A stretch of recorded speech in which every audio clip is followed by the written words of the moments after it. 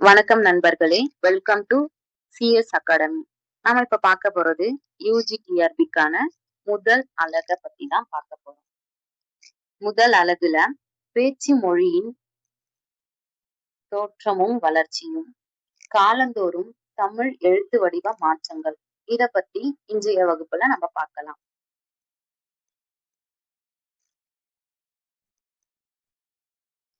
First பேச்சு மொழியின் தோற்றமும் வளர்ச்சியும். மொழினா என்ன? மொழி அப்படின்றது மனிதனின் அடையாளமா இருக்கு, ஒரு இனத்தின் குறியீடா இருக்கு. மனிதர்கள் எல்லாரும் சந்திக்கக்கூடிய, பேசும் பொழுது எல்லாரையும் இணைக்கக்கூடிய ஒரு சங்கிலி போன்று இருக்கக்கூடியதுதான் மொழி. இத்தகைய மொழிய 2 வகையா பிரிக்கலாம். ஒன்று பேச்சு மொழி, 2வது எழுத்து மொழி. பேச்சு மொழி அப்படின்றது என்ன அப்படின்னா, பேசப்படுவதும் கேட்கப்படுவதும் தான் பேச்சு மொழி அப்படின்ட்டு சொல்றாங்க.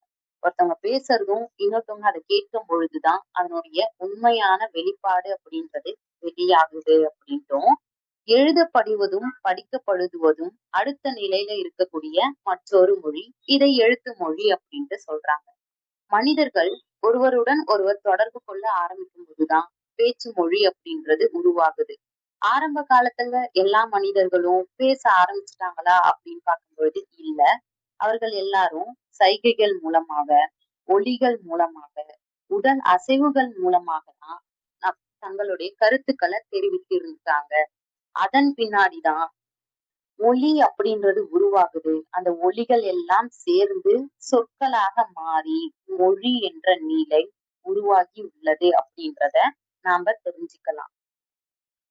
சரி, மனிதனுடைய சமுதாயத்துல பேச்சு மொழி அப்படின்றது எப்படி வளர்ந்திருக்கு அப்படின்னா, மனிதன் ஒவ்வொரு காலத்திலையும் சமுதாய வளர்ச்சியுடன் எப்படி வளர்றானோ அதற்கேற்ப பேச்சு மொழியும் வளர்ந்துகிட்டேதான் வந்திருக்கு அப்படின்ட்டு சொல்றாங்க. மனிதர்கள் ஒருவருடன் ஒருத்தவங்க தொடர்பு கொள்ள ஆரம்பிக்கும் போது பேச்சு மொழியானது பல்கி பெருகி வளருது அப்படின்ட்டு சொல்றாங்க. இது உணர்வுகளாலையும் குறியீடுகள் மூலயமாகவும் வெளிப்படக்கூடியதா இருக்கு. பொருள்களுக்கு ஏத்த வடிவத்தை கொடுக்கக்கூடியது பேச்சு மொழி அப்படின்ட்டும், வரி வடிவமாக இருக்கக்கூடியது எழுத்து மொழி அப்படின்ட்டும் சொல்லியிருக்காங்க. ஏன் அப்படின்னா, பேசுவதன் மூலமாக ஒரு பொருளை மட்டும் கூடியதாக உள்ளது பேச்சு மொழி. எழுதும் பொழுது இதற்கென்ற வரி வடிவத்தை கூறக்கூடியதாக எழுத்து மொழி அப்படின்றது அமைந்துள்ளது. இது மட்டும் இல்லாம 3வது ஒரு மொழியா ஒன்று காணப்படுகிறது. தொட்டு அறியும் குறியீடுகளால் அமைந்தது அப்படின்ட்டு சொல்றாங்க. இது எங்க பயன்படுது அப்படின்ட்டு பார்த்தா, குருடர்கள் கற்கக்கூடிய மொழியா இருக்கக்கூடியது இந்த உச்சரியும் மொழி அப்படின்ட்டு சொல்றாங்க. இது பிரெய்லி மெத்தட் அப்படின்ட்டு சொல்லுவாங்க. கற்றவர்கள் எல்லாரும் சேர்ந்தா மொழி ஆராய்ச்சி செய்யலாம் அப்படின்ட்டும், ஒருவேளை கல்வி கற்காம இருக்கும்பொழுது மொழி ஆராய்ச்சி பற்றி செய்ய முடியுமா அப்படின்னா, அதற்கான உண்மையான ஆய்வை பற்றி நம்மளால தெரிஞ்சிக்க முடியாது அப்படின்ட்டு சொல்றாங்க. பல அறிஞர்கள் சேர்ந்து மொழி ஆராய்ச்சி செய்யும் பொழுது ஒருவருக்கு ஒருவர் நேரே நின்று கருத்தை பரிமாறிக்கொள்றதுக்காக மொழி அப்படின்றது பயன்படுது. இது பேச்சு மொழியாக மட்டும் இல்லாம அனுப்புறதுக்காக துணை கருவிகளாக இலக்கியம், கல்வெட்டு, கடிதம் போன்ற எழுத்து வடிவங்கள் பயன்படுகின்றன. பேச்சு மொழி அப்படின்றது ஒருவரின் உடல் அப்படின்னா, எழுத்து மொழி அப்படின்றது படம் போன்றது அப்படின்ட்டு சொல்லிட்டு மொழி ஆராய்ச்சியாளரான கருத்துக்கள் சொல்லியிருக்காங்க. மொழி அப்படின்றது எவ்வளவு பண்பட்டதாக இருந்த போதிலும் பேச்சு மொழி அப்படின்றதுதான் இன்றியமையாததா இருந்திருக்கு அப்படின்ட்டு சொல்லியிருக்காங்க. ஒரு மொழியில உயர்ந்த இலக்கியங்கள் அமைவது எதிர்பார்த்த நிகழ்ச்சி அப்படின்ட்டும், உயர்ந்த இலக்கியங்கள் இருத்தலை நோக்கியே அந்த மொழி சிறந்தது அப்படின்ட்டு நம்ம எதையும் சொல்லிடக்கூடாது அப்படின்னு சொல்லிட்டு எஸ்பர்சன் என்ற அறிஞர் கூறியுள்ளார். ஒரு மொழியில உயர்ந்த இலக்கியங்கள் அமைவது அப்படின்றது எதிர்பாராத நிகழ்ச்சி. உயர்ந்த இலக்கியங்கள் இருத்தலை வச்சுதான் அந்த மொழி சிறந்தது அப்படின்ட்டு சொல்லக்கூடாதுன்னு சொல்லிட்டு எஸ்பர்சன் சொல்லியிருக்காங்க. பேச்சு மொழி அப்படின்றது ஓடக்கூடிய ஆறு போன்றது என்றும், எழுத்து மொழி என்பது அந்த ஆற்றுல மிதக்கக்கூடிய பனிக்கட்டி போன்றதும் அப்படின்னு சொல்லிட்டு வென்றியே அப்படின்றவர் சொல்லியிருக்காங்க. பிரெஞ்சு மொழியில பேச்சும் எழுத்தும் வேறு வேறு மொழியா இருக்கு அப்படின்ட்டும், சீனாவுல இலக்கிய மொழி பேச்சு மொழிக்கு மாறாக இருக்குது அப்படின்ட்டும் எடுத்து சொல்லியிருக்காரு இந்த அறிஞர். இது மட்டும் இல்லாம அரபி மொழியிலும் இந்த நிலை நிலவி இருக்கு அப்படின்ட்டு நம்ம அறிஞ்சுக்கலாம். பேச்சு மொழி உள்ளத்தோடைய உணர்ச்சிகளை சொல்லக்கூடியதா இருக்கு. எழுத்து மொழி அறிவினுடைய முயற்சியினால எழுதக்கூடியதா இருக்கு அப்படின்ட்டு சொல்றாங்க. உள்ளத்துல ஏற்படக்கூடிய உணர்ச்சியினால பேசுறதுக்கும் அறிவின் வெளிப்பாட்டால எழுதுவதற்கும் வித்தியாசங்கள் இருக்கின்றன. அடுத்ததா நம்ம பார்க்கக்கூடியது காலந்தோறும் தமிழ் எழுத்து வடிவ மாற்றங்கள். அது என்ன காலந்தோறும் தமிழ் எழுத்து வடிவ மாற்றங்கள் அப்படின்னா, முற்காலத்துல மன்னர்கள் ஆட்சி காலத்துல இருந்து எழுத்து வடிவங்கள் எவ்வாறு மாறுபட்டு உள்ளது அப்படின்றதுதான் இந்த தலைப்புல நம்ம பார்க்க போறோம். தமிழ் மொழி அப்படின்றது 1000 ஆண்டுகளாக பயன்படுத்தப்பட்டிருக்கிறதுனால அந்த எழுத்துல பல மாற்றங்கள் ஏற்பட்டிருக்கு அப்படின்ட்டு சொல்லியிருக்காங்க. ஃபர்ஸ்ட் என்னென்ன எழுத்து மாற்றங்கள் இருக்கு அப்படின்னு பார்த்தா, பல்லவர் கால தமிழ்ல சில மாற்றங்கள், சோழர் கால தமிழ்ல சில வகையான மாற்றங்கள், நாயக்கர் கால தமிழ்ல சில வகையான மாற்றங்கள் அப்படின்னு சொல்லிட்டு 3 நிலையில காலந்தோறும் தமிழ் எழுத்து வடிவ மாற்றங்களை பத்தி பேசியிருக்காங்க. முதல்ல நம்ம யார பத்தி பார்க்க போறோம் அப்படின்னா, பல்லவர் கால தமிழை பத்தி தான். பல்லவர் காலம் எப்பொழுது நம்மளுடைய தமிழ்நாட்டுல எங்க இருந்து வந்துச்சு அப்படின்னு பார்க்கும்போது, கிபி 6ஆம் நூற்றாண்டுல இருந்து 8ஆம் நூற்றாண்டு வரைக்கும் இருந்துச்சு அப்படின்ட்டு சொல்றாங்க. இவங்க முதல்ல நம்மளுடைய நாட்டுக்குள்ள வந்து சில எழுத்து வடிவ மாற்றங்கள் எல்லாமே ஏற்பட்டிருக்கு. இது எல்லாமே அவங்களுடைய காலகட்டத்துல மாறப்பட்டிருக்கு அப்படின்ட்டு சொல்றாங்க. இதை நம்ம எதன் மூலியமா அறிஞ்சிக்கலாம் அப்படின்னா, கல்வெட்டுக்களா இருக்கக்கூடிய கல்லில் பொறிக்கும் வகையில எழுத்துக்கள் நேர்த்தியான வடிவங்கள்ல அமைச்சிருக்காங்க. அழகா அமைச்சிருக்காங்க இந்த பல்லவர்கள். அதன் மூலியமாதான் நமக்கு இப்போ பல்லவர் காலத்துல எழுத்து மாற்றங்கள் நடந்திருக்கு அப்படின்றத தெரிஞ்சுக்க முடியுது. இந்த எழுத்து வடிவம் இப்போ எங்க இருக்கு அப்படின்னு பார்த்தா, தென்கிழக்கு ஆசிய மொழிகளின் எழுத்துக்களுக்கும் இந்த தாக்கம் இருக்கு அப்படின்ட்டும், இப்போ இது நடைமுறையில இருக்கு அப்படின்ட்டும் நம்ம தெரிஞ்சுக்கலாம். தமிழ் மொழிய 3 நிலையில பிரிக்கிறாங்க. 1 பண்டைய தமிழ், 2 இடைக்கால தமிழ், 3வது தற்கால தமிழ் அப்படின்ட்டு 3 பெரும் பிரிவுகளா சொல்றாங்க. இது மட்டும் இல்லாம பேராசிரியர் அகத்தியலிங்கம் அப்படின்றவர் என்ன பண்றாரு அப்படின்னா, அதனுடைய பண்புகளை கருத்துல வச்சுக்கிட்டு அவர் 3 நிலைகளை பிரிச்சு சொல்லியிருக்காரு. என்ன அப்படின்னா, சங்க தமிழ், தெய்வ தமிழ், வளரும் தமிழ் அப்படின்ட்டு 3 நிலையில அகத்தியலிங்கம் பிரிச்சு சொல்லியிருக்காரு. இதை எந்த அடிப்படையில பிரிச்சிருக்காரு அப்படின்னா, அந்த நூல்கள்ல இருக்கக்கூடிய பண்புகள் எல்லாத்தையும் கருத்துல வச்சுக்கிட்டு சங்கத்தமிழ், தெய்வத்தமிழ், வளரும் தமிழ் அப்படின்ட்டு 3 நிலையில பிரிச்சாதான் சரியா இருக்கும் அப்படின்ட்டு சொல்லியிருக்காங்க.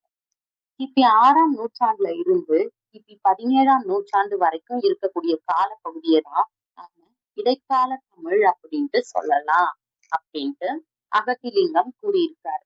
இந்த காலத்துல யாருடைய நூல் உருவாயிருக்கு அப்படின்னு பார்க்கும்பொழுது, காரைக்கால் அம்மையார் புராணம், தேவாரம், 4000 திவ்ய பிரபந்தம், கம்பராமாயணம், வில்லி பாரதம் போன்ற நூல்கள் எல்லாமே இந்த இடைக்கால தமிழ்ல தான் உருவாகினா இருக்கு.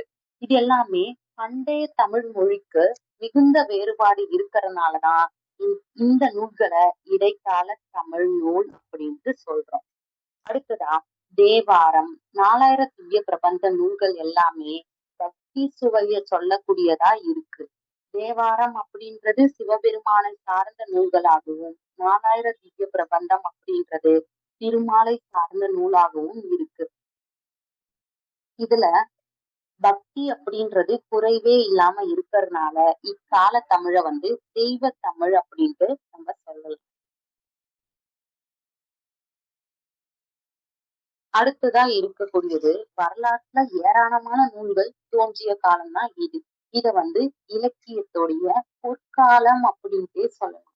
அப்படி என்ன காலம் அப்படின்னா, பல்லவர் கால தமிழ், சோழர் கால தமிழ், நாயக்கர் கால தமிழ் அப்படின்ட்டு மூன்றா பிரிக்கப்பட்ட இடைக்கால தமிழை பத்தி தான் நம்ம பார்க்க போறோம். பல்லவர் காலம் கிபி 6ஆம் நூற்றாண்டு முதல் 9ஆம் நூற்றாண்டு வரை தமிழகத்தை ஆண்டவர் அப்படின்ட்டும், இவங்களுடைய காலத்துலதான் பக்தி இலக்கியம் அப்படின்றது வேரூன்றி மரமாக வளர்ந்தது அப்படின்ட்டு சொல்றாங்க. ஆழ்வார்களும் நாயன்மார்களும் பக்தி இலக்கியங்களை அதிகமா பாடிய காலம் இந்த பல்லவர் காலம் அப்படின்ட்டு சொல்றாங்க. இது மட்டும்தானா அப்படின்னு பார்க்கும்போது கல்வெட்டுக்களை கூட பல்லவர் கால தமிழை பற்றி அறியறதுக்கு நிறைய செய்திகள் இருக்கின்றன அப்படின்றத நம்மளால உணர முடிகிறது. இந்த பல்லவர் காலத்துல சங்க காலத்தை போலவும் சங்க மருவிய காலத்தை போலவும் சில எழுத்துக்கள்லாம் இருக்கு அப்படின்ட்டு சொல்றாங்க. என்ன அப்படின்னா இ, ஏ, உ, ஓ, ஆ அப்படின்ற 5 உயிர்களும் அவற்றுக்கு இனமான நெடில் எழுத்துக்களும் ஒலி எண்களாக இருந்திருக்கு அப்படின்ட்டு சொல்றாங்க. இப்ப எப்படி நம்ம உயிர் எழுத்துக்களை குறில் எழுத்துக்கள் நெடில் எழுத்துக்கள் அப்படின்ட்டு சொல்றோமோ, இது எல்லாமே பல்லவர் காலத்துல ஒலி எண்களா இருந்திருக்கு அப்படின்ட்டும், எகரம் ஒகரம் தவிர எல்லா உயிருமே எல்லா இடத்துலயும் வரும் அப்படின்ட்டும், இந்த எகர ஒகரங்கள் மட்டுமே சொல்லினுடைய இறுதியில வராம இருக்கும் அப்படின்ட்டும் சொல்லியிருக்காங்க. இதுதான் பல்லவர் காலத்துல பயன்படுத்தக்கூடிய ஒலியன்களாக இருந்திருக்கு. இதுல உயிர் எழுத்துக்கள் மட்டும்தான் பயன்பட்டிருக்கா அப்படின்னு பார்க்கும்போது மெய் எழுத்துக்கள் எல்லாமும் இதுல பயன்பட்டிருக்கு அப்படின்ட்டு சொல்றாங்க. நகரத்திற்கு நகரமும் மகரத்திற்கு ஞகரமும் மாற்றொலியன்களாக இருந்திருக்கு. இந்த நகரம் அப்படின்றதுக்கு பதிலாக நாவையும் மகரத்துக்கு பதிலாக ஞகரத்தையும் மாற்றொலியன்களாக பயன்படுத்தியிருக்காங்க அப்படின்றத நம்ம தெரிஞ்சுக்கலாம். நெடில் மெய்களுக்கும் மெய் மயக்கங்களுக்கும் முன்னாடி நெடில் அப்படின்றது குறிலாக மாறும் அப்படின்றது பல்லவர் காலத்துல இருந்துச்சு. அதையே பின்னாடியும் பெரு வழக்கமா இருந்திருக்கு அப்படின்ட்டு சொல்றாங்க. நெடிலா இருக்கிறது எல்லாம் குறிலா மாறி பல்லவர் காலத்துல பயன்படுத்தப்பட்டிருக்கு அப்படின்ட்டு சொல்றாங்க. இப்போ நம்ம அதுக்கு ஒரு சான்றா பார்க்கலாம். எடுத்துக்காட்டா நீக்கி அப்படின்றது நிக்கி அப்படின்ட்டு மாறுபட்டு இருந்திருக்கு. ஆழாக்கு அப்படின்றது ஆழக்கு அப்படின்ட்டு மாறுபட்டு இருக்கு அப்படின்ட்டு சொல்றாங்க. இங்க இருக்கக்கூடிய நெடி அப்படின்றது குறிலா மாறி இருக்கு.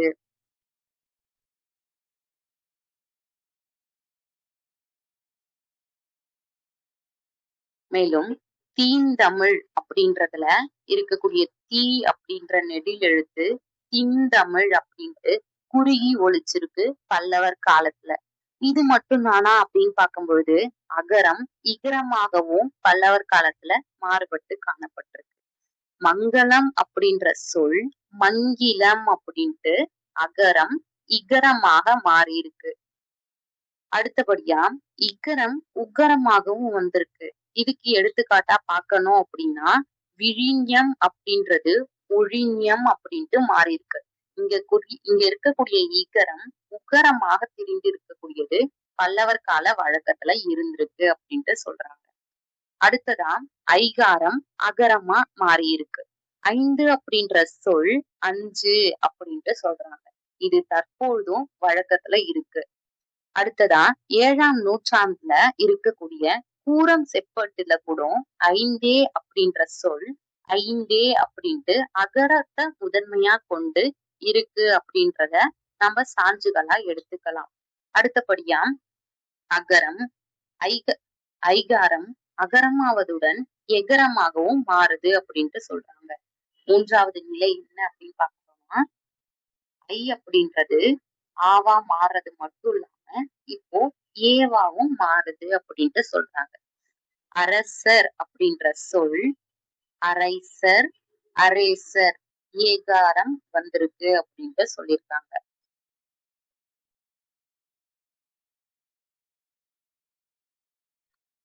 அடுத்ததா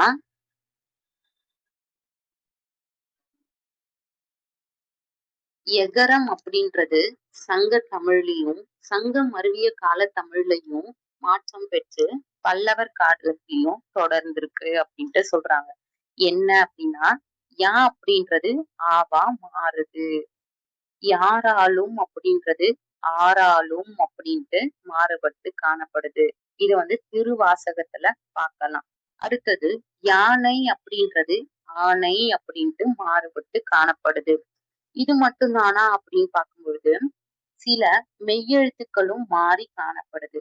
அதாவது பக்தி என்பது பத்தி அப்படின்ட்டும், முக்தி என்பது முத்தி என்றும் மாறுபட்டு காணப்படுது அப்படின்ட்டு சொல்றாங்க.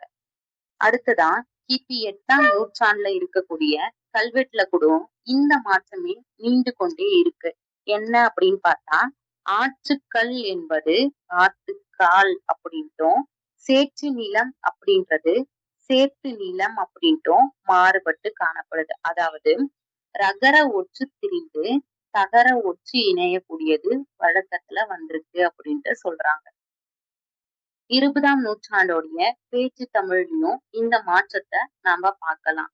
பல்லவர் காலம் தொடங்கி தற்போதைய காலம் வரைக்கும் இந்த மாற்றங்கள் நிலைத்து விட்டது அப்படின்றத நம்மளால உணர முடியுது. பற்று வரவு என்பது பத்து வரவு என்று மாறுபட்டு காணப்படுது. இங்கேயும் ரகர ஒற்று தகர ஒற்றா திரிந்து உள்ளது அப்படின்றத நம்மளால தெரிஞ்சுக்க முடியுது. அடுத்தபடியா மெய்யொலிகள் ரகரமாக மாறக்கூடியது.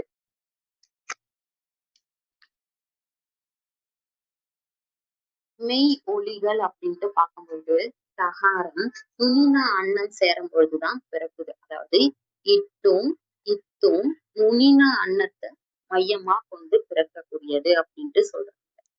இந்த ரகரமும் நகரமும் பிறக்கக்கூடிய இடம் வேறுபட்டு நுனினா அண்ணறி அன்னத்தை தொடுவதால பிறக்கும் அப்படின்ட்டு சொல்றாங்க. இது ரெண்டுமே மாறுபட்டு மேற்புற நுனினா ஒளியே தகாரமாகவும் வளைனா ஒளிதான் ரகாரமாகவும் வரும் அப்படின்ட்டு பல்லவர் காலத்துல இருந்திருக்கு. இத என்னன்னு சொல்றாங்க அப்படின்னா வளைனா ஒளிகள் அப்படின்ட்டு சொல்லியிருக்காங்க. இது தொல்காப்பியர் காலத்துல இருந்திருக்கா அப்படின்னு கேட்டா தொல்காப்பியர் காலத்துல வளைனா ஒளிகள் அப்படின்றது வழக்கத்துல இல்ல. இது பிற்கால வழக்கமாதான் இருக்கு அப்படின்ட்டு சொல்றாங்க. தமிழ் வடமொழியோட கலந்து காலகட்டத்துலதான் இந்த நிலை மாறி தமிழ்ல வளைனா ஒலி அப்படின்றது வந்திருக்கு அப்படின்ட்டும் பல்லவர் காலத்துலதான் இந்த மாற்றம் ஏற்பட்டிருக்கு அப்படின்ட்டு சொல்லியிருக்காங்க.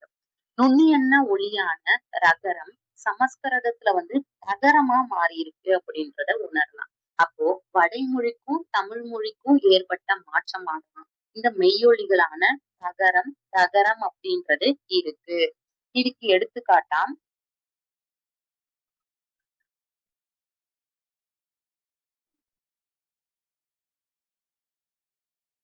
முச்சு அப்படின்றத முத்து அப்படின்ட்டு சொல்லியிருக்காங்க. அதாவது முச்சு அப்படின்றதுக்கு இணையா நகரம் வரும். முத்து அப்படின்றது இட்ட அப்படின்ற எழுத்து ஒலிக்கக்கூடிய எழுத்துல இருந்து பிறக்கக்கூடியது. இது மாறுபட்டு காணப்படுது அப்படின்றத நம்ம இங்க பார்க்கலாம். அடுத்தது கிபி 7ஆம் நூற்றாண்டுல சேர்ந்த அப்பர் தேவாரத்துல கூட நகரம் ஞகரமாக மாறி இருக்கு அப்படின்ட்டு சொல்லியிருக்காங்க. என்ன அப்படின்னா நெகிழ்ந்தது அப்படின்றது நெகிழ்ந்தது அப்படின்னு சொல்லிட்டு மாறிருக்கு. அதாவது இந்த நகரம் ஞகரமாக மாறுபட்டு காணப்படுது அப்படின்ட்டு சொல்லியிருக்காங்க.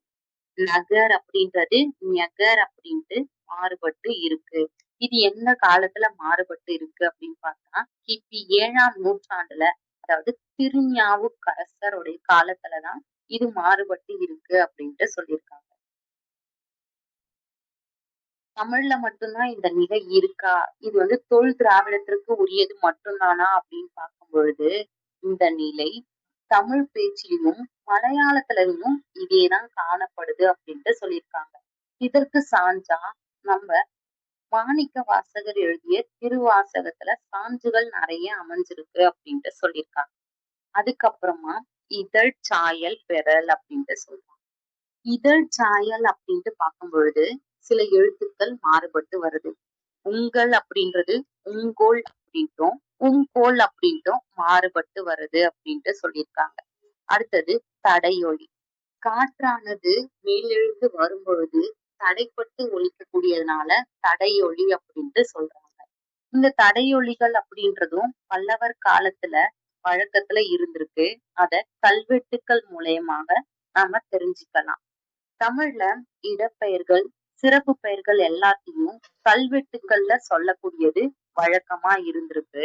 இந்த கல்வெட்டுக்கள்ல சமஸ்கிருத மொழியில தான் இது எல்லாமே காணப்பட்டிருக்கு அப்படின்ட்டு சொல்றாங்க.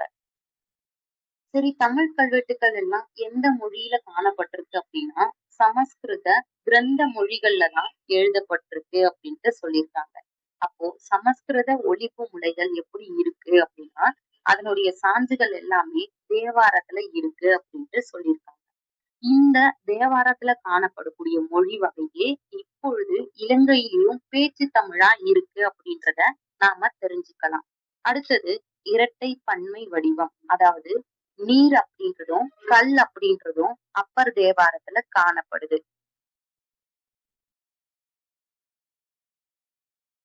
பல்லவர் கால தமிழ்லயும் கல் அப்படின்ற விகுதி பயன்படுத்தப்பட்டிருக்கு. அது எங்க அப்படின்னா, நீர்கள், உங்கள், எங்கள், இவர்கள் போன்ற இடத்துலலாம் இது பயன்படுத்திருக்கு அப்படின்ட்டு சொல்லியிருக்காங்க. அடுத்தது உயர்வு ஒருமை உயர்திணையில மட்டும் இல்லாம அஃறிணையிலும் இருக்கு அப்படின்ட்டு சொல்லியிருக்காங்க. இந்த சான்றும் அப்பர் தேவாரம் மூலியமா தான் நம்மளால தெரிஞ்சுக்க முடியுது.